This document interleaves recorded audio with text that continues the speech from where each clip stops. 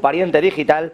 Vamos a hablar durante los próximos minutos con José Manuel García Margallo, diputado del Parlamento Europeo.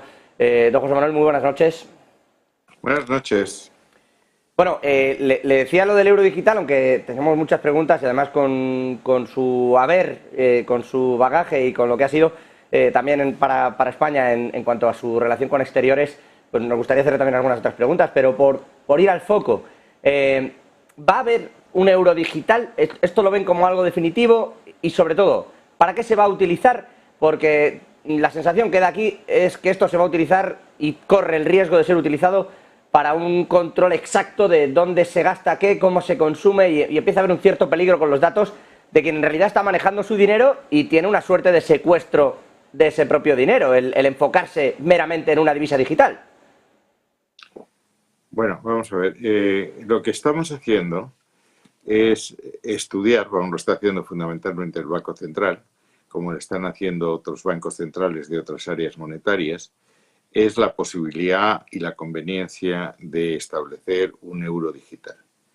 El euro digital estaría respaldado, garantizado por el Banco Central Europeo, es decir, ofrece una mayor seguridad que cualquier otra moneda digital y es una posibilidad, no una imposición. Es decir, en todos los dos estudios que se han hecho hasta ahora más concluyentes, se subraya en todos que el euro digital es un complemento, en ningún caso va a ser un sustitutivo del dinero real, del dinero efectivo, que es el que emite el Banco Central, el euro que conocemos. Y en segundo lugar, en ningún momento va a tener un papel que amenace el papel del euro, del dinero efectivo, como ancla monetaria. ¿Qué quiere decir eso y cuál es la conclusión práctica?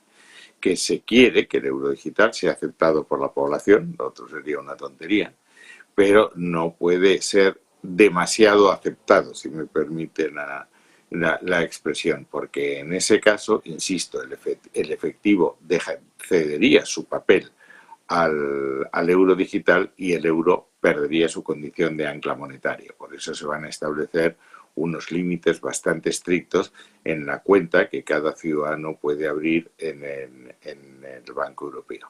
En cuanto al tema de la privacidad, por ser un bien público, por ser emitido por el Banco Central Europeo, sometido a una regulación y a una supervisión muy estricta, en ningún caso va a poner en riesgo la privacidad de los datos. Todo lo contrario, será la moneda, insisto, por estar respaldada, vigilada y regulada y supervisada por el Banco Central Europeo, que más garantice esa privacidad. Bueno, bien sabe usted, en todo caso, que hay generaciones, lo digo no solo por la privacidad del dato en sí, sino por el hecho de cederlo, de ese rastreo, ¿no? Generaciones aquí en nuestro país, en España, por ejemplo, era típico el que guardaba todavía algún dinero, en vez de ir al banco, lo dejaba también dentro de libros, como con ese apuro, ¿no? Y con la necesidad también de, oye, en algún momento yo lo puedo necesitar y tiro de ahí y no hay un rastreo, no tengo por qué dar explicaciones de mi dinero, ¿no? Esa sensación, de repente, con el sector bancario y con todo el uso de las transacciones que se está realizando actualmente, ya queda de lado, ¿no? Esa suerte de libertad. Muchas veces se habla de luchar contra el dinero negro, pero también hay como esa parte de libertad que queda de pronto presa de ese sistema bancario. Claro, cuando uno lo lleva a las CBDCs y habla de esas monedas reguladas desde los bancos centrales, hay quien tiene todavía ese pensamiento también un poco, llámelo negativo, llámelo conspiranoico si quiere, pero ostras, de pronto se toma el control de esto. Y han visto vídeos, por ejemplo, en Guangdong, en China, también se han visto de gente que va a comprar y como ya compró un filete no puede comprar un segundo. Entonces ahí de pronto entra todo esto en juego, que no es que vaya a pasar mañana, pero le entra al cerebro por un poco ese viaje, ¿no?, que acaba haciendo al futuro.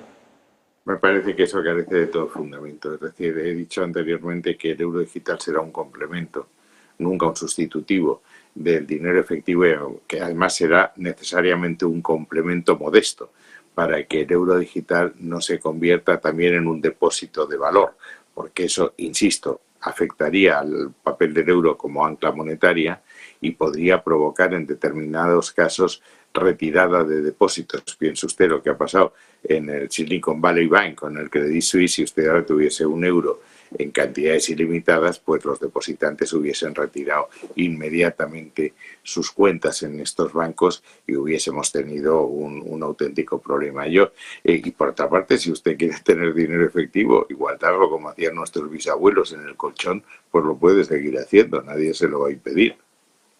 Vale, vale. Ni lo va a controlar, vamos, es decir, usted va a estar controlado en la medida que quiera estar controlado, no más controlado que cuando usted tira de una tarjeta de crédito, cuando hace un pago instantáneo o cuando hace un pago transfronterizo. E insisto, la garantía de privacidad es mayor en todos esos casos que en todas las otras operaciones a las que me he referido. ¿En ningún caso va a haber una competencia entonces con las criptodivisas? ¿O qué le parecen a ustedes todo esto que está ocurriendo con las criptodivisas? Porque desde los bancos centrales es además particularmente crítico. Lo hemos visto a la señora Lagarde y también lo vemos con Jerome Powell desde la Reserva Federal. A mí no me gustan nada las criptodivisas, no las he utilizado nunca y al final lo que ocurre es que no hay nadie que responda, que garantice el valor de esa moneda. Hemos visto oscilaciones tremendas y hemos visto cómo ha habido auténticos desastres en los depósitos de las criptomonedas. En el Banco Central Europeo la diferencia es que usted tiene detrás un banco y nada menos que el Banco Central que administra y gestiona la moneda única. Sí, efectivamente, pero o sea, no existe el riesgo de que haya especulación, entiendo, no cotizará en ningún caso, ¿no? No veo ningún riesgo en este tema. Es un dinero digital, insisto, que compite con el dinero efectivo y usted cuando haga un pago lo que hace es tira de esa cuenta que está en el Banco Central Europeo, nada más. De donde puede haber problema y donde tenemos que ver para qué sirve qué es con los pagos instantáneos que estamos haciendo ahora, porque esto va a servir exactamente para lo mismo. Y luego, a lo que hay, si esto se hace bien y hay una correlación con los otros bancos, lo que va a agilizar son los pagos transfronterizos, que sean mucho más rápidos y mucho más baratos. Saliéndole de este tema, usted ha estado también, bueno, como eurodiputado y, por sus distintos menesteres y labores detrás de distintos acuerdos energéticos a lo largo de su carrera, también incluso ahora acuerdos comerciales, perdóneme. Hoy veíamos un acuerdo, veníamos hablando de ello, un nuevo acuerdo energético en el Mar del Norte, con 9 países implicados, intentando que Europa tenga una independencia en ese mix energético mayor de la que tiene hasta ahora. ¿Qué podemos deducir de lo que está ocurriendo y cómo está viendo usted esta suerte de transición, si me permite la palabra, obligatoria a la que nos hemos visto desde el viejo continente? Vamos a ver, la autonomía energética es un viejísimo sueño.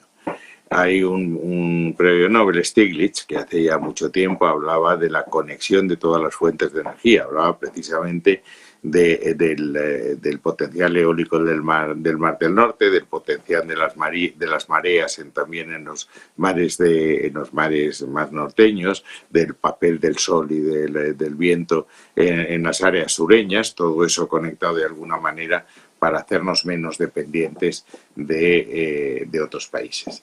Europa no tiene autonomía energética, como se ha comprobado con la invasión de Ucrania, en que Rusia ha utilizado el corte de gas como un arma estratégica.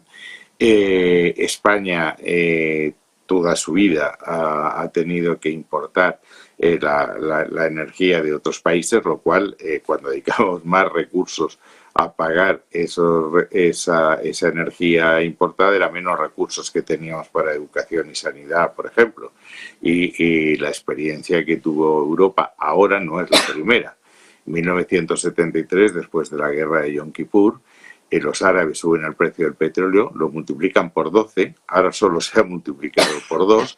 Eso obligó a los bancos centrales a practicar una política restrictiva muy fuerte, como empiezan a hacer ahora, subir los tipos de interés, también con mucha más intensidad que ahora. Ahora los tipos de interés pues están en el 4, 5, estarán en ese nivel. Entonces llegaron a estar en el 19, el 20%, tanto en la época de Volcker en la Reserva Federal en Estados Unidos como en Europa. Obvio, ese tipo de interés provocó 2 recesiones en Europa en aquella época. Ahora no estamos en una situación igual, pero en cualquier caso, el poder aprovisionarnos con energía nuestra, y no depender de energía de otros, primero nos saldrá más barato y segundo nos garantizará que nadie nos pueda chantajear con ese tema, porque lo que se preveía al principio de la guerra de Ucrania es que si la Unión Europea y Estados Unidos adoptaban represalias contra Rusia, Rusia amenazaría con represalias sobre la Unión Europea. Y la represalia más efectiva era ponernos a pasar frío el invierno anterior. Europa reaccionó bien, tenemos las reservas ahora a un nivel altísimo, hemos diversificado el origen del gas. Es que la Unión Europea dependía en un 40% del gas de Rusia, en un 40%. Por tanto, esa autonomía a mí me parece un paso de gigante en la afirmación del proyecto europeo. Ha dicho usted varias cosas, no quisiera pasar por encima de ellas sin más. Hablaba del corte que dice hizo Rusia, no sé si se refiere al Nord Stream o qué cree que ocurrió con la voladura del gasoducto. No, lo del Nord Stream fue un accidente o fue un atentado, no lo sé, pero eso sí que era un cisne negro, eso no lo podía prever nadie. Lo que sí podíamos prever es que Rusia, como hizo, cortase el suministro, no volando gases, gasoductos, sino simplemente no enviando gas y sustituyendo a Europa como cliente por China. No estaba pensando en la voladura del Nord Stream. Hay tanta rumorología acerca de quién, cómo se voló, etcétera, etcétera, que no quisiera yo, digo, por si acaso, por dejarlo sobre todo claro. Y no estaba pensando en eso. No irnos a matices. Otra cosa que dice, Europa lo ha hecho bien, en España, bueno, pues tenemos esa oportunidad. En España se ha hecho mal. Eso le iba a decir. España tenía esa oportunidad. ¿Es una oportunidad desperdiciada? Absolutamente. Mire, nosotros, cuando yo era ministro de Exteriores, mi equipo y yo, en 2014 presentamos un papel en el Consejo de Ministros de Asuntos Exteriores de la Unión Europea, en que explicábamos que España tenía dos gasoductos que nos unían con Argelia, uno que va de Orán a Almería y otro que iba por Marruecos hasta Tarifa, y teníamos 7 estaciones de regasificación. Es decir, teníamos la posibilidad, la potencia de haber sustituido el 40% que la Unión Europea importaba de Rusia en aquel momento. ¿Cuál era el problema? La conexión con Francia. Es decir, para que todo eso hubiese sido posible, toda esta capacidad de gas teníamos que darle salida de alguna manera. Tenemos 2 pequeños gasoductos, uno en el País Vasco y otro en Navarra, y se firmó en la época en que yo fui ministro, en 2014, un acuerdo en que estuvo suscrito por el presidente de la Comisión, Juncker, el comisario Arias Cañete, el presidente de Francia, Hollande, el primer ministro Passos Coelho, portugués, y el presidente del gobierno español. Ese compromiso estaba firmado y cuando llegó este gobierno decidieron que eso de las conexiones gasísticas era una cosa muy viejuna, muy arcaica y que no les interesaba absolutamente nada. Lo retiraron y cuando lo han querido retomar, pues los franceses les han dicho que no les interesa absolutamente nada. Ellos están ampliando su parque natural nuclear con centrales muy pequeñas y lo han sustituido por la promesa de un gasoducto que nos irá a Italia, pero que los franceses dicen que jamás se utilizará para gas, se utilizará para hidrógeno. Nadie sabe cuánto va a tardar en hacerse y nadie sabe quién lo va a pagar. Pero en fin, es un truco más de Sánchez, de mover el cubilete. Lo cierto es que nos hemos quedado sin esa conexión con Francia y tenemos que hablar de la excepción ibérica y pedir que nos apliquen un régimen singular que además es un régimen transitorio, es decir, que no soluciona el problema. Y como dices, la sabiduría popular es pan para hoy y hambre para mañana. Habla de esa etapa como ministro de Exteriores, habla de todo lo que ha ocurrido y en ese marco, ¿cómo es posible y qué ha pasado o qué cree usted? ¿Qué tiene José Manuel García Margallo en la cabeza cuando se habla del cambio tan brutal que dimos en la política energética desde Argelia a Marruecos? Lo que está ocurriendo cada vez que se menciona la palabra Marruecos o la salida de González Laya incluso estos últimos días, ¿qué se le viene a usted a la cabeza? ¿Qué cree usted que ha ocurrido?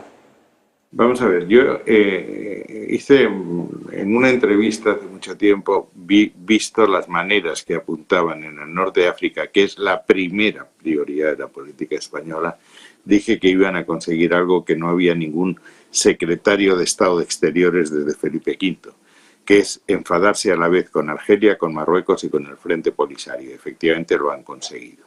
Si usted analiza los acontecimientos, primero se invita aquí al secretario general del Frente Polisario, a Gali, algo absolutamente irritante para Marruecos y algo que se podía haber obviado con Argelia. Bastaba con explicar que el señor Gali tenía aquí causas pendientes judiciales y que podía haber sido detenido y que por tanto hubiésemos cometido un error de libro para haber disculpado el no atenderle, y probablemente se le hubiese podido pagar el tratamiento en Suiza donde lo hubiese querido sin abrir el divorcio que se habló con Marruecos. Marruecos reacciona presionándonos en Ceuta, presionándonos con la emigración, etcétera, y entonces se escribe una carta que no está escrita en España, en que González, sin que lo sepa su ministro de Asuntos Exteriores, que confesó haberlo visto por la portada del País, sin haberlo debatido en Consejo de Ministros, sin haber hablado con la oposición, siendo esto una política de Estado, y sin haberlo debatido en Cortes. Era algo que ni Franco se atrevió a hacer. Claro, pero ¿y qué cree que ha pasado? ¿Qué hay detrás de esto? Eso no lo sé.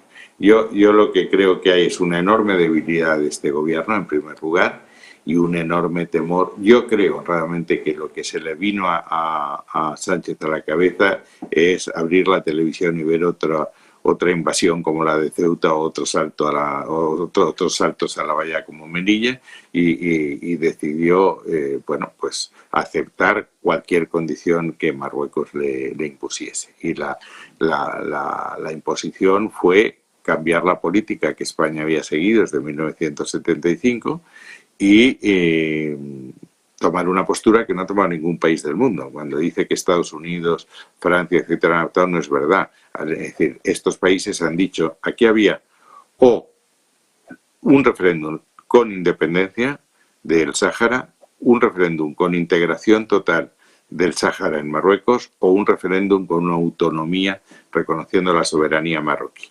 Y lo que los otros países, cuando Marruecos avanzó la propuesta de soberanía como alternativa y opción a elegir por los saharauis de la autonomía, dijeron que era una solución realista. Alemania dijo que era una postura constructiva, etcétera. Es que el gobierno español dice que es la más realista, la única realista, lo cual quiere decir que la opción de la independencia queda descartada para el gobierno español, que no es lo que dice Naciones Unidas. Obviamente Argelia lo que hace, que ya había venido avisando, lo que hace es no prorrogar uno de los gasoductos, el que atravesaba Marruecos, y reducir el envío de gas. Y hoy el resultado es que España es el único país de la Unión Europea que importa más gas de Rusia que antes de la invasión de Ucrania, el único. Sí, eso pasa exactamente así. Y además la flota fantasma de los petroleros que cambian de bandera lo hacen enfrente de las aguas ceutíes. José Manuel, una última pregunta, si me permite, con respecto a todo lo que estamos viviendo. Ferrovial cambia de sede, hoy advertía a los accionistas de que va a perder la neutralidad especial que le dan las leyes españolas, porque así se lo va a quitar el gobierno seguramente, pero más allá de eso, ¿cómo ve usted la relación del actual Ejecutivo español con las empresas? Bueno, Pedro Sánchez ha hecho una apuesta existencial. Él ha decidido que él quiere capitanear un bloque que tenga el PSOE, todo lo que esté a la izquierda del PSOE, se llame Unidas Podemos, se llame Sumar, y el apoyo de todos los partidos que lo que desean es destruir España. Cuando tú haces una apuesta de este tipo, pues te encuentras en complicaciones muy, muy importantes, y yo creo que Sánchez está en una situación muy, muy compleja. Después de echar esa opción, lo que tiene que elegir es la estrategia. Y una estrategia, cuando tus aliados son estos, es volver a la vieja lucha de clases, a ricos versus pobres, a la casta versus el pueblo, etcétera. Fíjese que él tiene expresiones de estas que le salen del alma como cuando dijo que quien controlaba al fiscal, ¿no? Dice, si a Botín y a Galán no le gusta lo que estamos haciendo, es que vamos bien. Bueno, pues si a Rafael del Pino no le gusta tampoco, es que van mejor, en su opinión. Y es ignorar absolutamente lo que son las reglas de la economía. La economía, salvo que estés en un régimen como el venezolano, es una economía social de mercado, en que hay un protagonismo esencial de las empresas, que son las que crean riqueza y empleo. Las empresas tienen capacidad de tomar sus propias decisiones. Y una vez que estamos en el mundo globalizado y más que en la Unión Europea, esas opciones incluyen la libre circulación de capitales y la libertad de establecimiento. Y eso lo sabe cualquiera desde primero de economía. Entonces, ¿qué ha pasado con Ferrovial? Ferrovial ha entendido que aquí no hay un clima amistoso para las empresas, que el régimen fiscal está sometido a cambios continuos, que hay una enorme inseguridad jurídica en el aparato legislativo y en la aplicación de los tribunales, o por lo menos en las posturas que toma la Fiscalía, que no podía negociar al mismo tiempo en Madrid y en Nueva York, cuando ahora el 90% del negocio de Ferrovial está en Nueva York, fuera de España. Y más importante, que si no va a la bolsa y quiere recurrir al endeudamiento como fórmula de financiar sus actividades, es que los Países Bajos están calificados con AAA, todas mayúsculas. España está calificada con una B mayúscula y 3A pequeñas, que quiere decir que el rating de España es menor que el de Holanda y que, por tanto, la posibilidad de endeudarse en condiciones más razonables es mayor allí que aquí. Y han tomado esa decisión, y eso lo ha entendido todo el mundo. Hay miles de empresas que se han ido cambiando dentro de los países sin que hayan tocado las banderas patrias y el toque de tambor de la independencia. Es decir, si todos siguiesen la filosofía patriótica, entre comillas, de Sánchez, es que Ferrovial no estaría gestionando los aeropuertos británicos y entre ellos Heathrow, porque hubiesen dicho, oiga, esto para los británicos, no para los españoles, ¿no? Eso es lo que ha pasado. Y yo creo que toda esta reacción todavía ha empeorado más la percepción que los inversores extranjeros tienen de nosotros. Es decir, que un secretario de Estado de Economía se dirige a una empresa por carta amenazándolo y además cometiendo errores tan groseros como decir que sí se puede